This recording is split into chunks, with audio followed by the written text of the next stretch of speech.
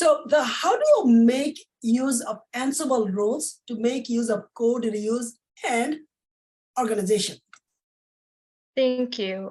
So what we do is we usually use Ansible roles in order to deploy our databases in our EC2 instances, and also sometimes to maintain web servers as well.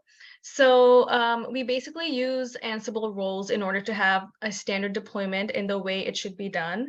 So since these roles are actually community standard, and they have many downloads and so many stars, we can pretty much know that they are widely used in all of the deployments in other companies as well. So it's popular in that sense.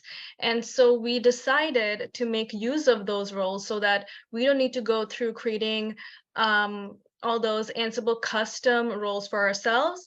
And we actually did not need to, we do not have to deploy the same thing over and over again or keep reinventing, right? So this is why we decided to go for community Ansible roles. And we can also create some of roles ourselves as well. That is based on our need, of course. For that, a playbook can be used, and it can be like if any used or reused, it can be used or reused later in any of our other deployments as well. So that is why we actually have some of our own custom roles as well, so that we can use them in the same roles into different Ansible deployments.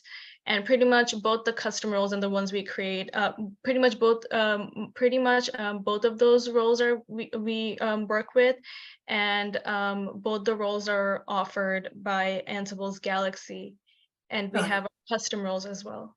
Okay, sounds good. So I have a follow-up question quickly. Let's continue with that.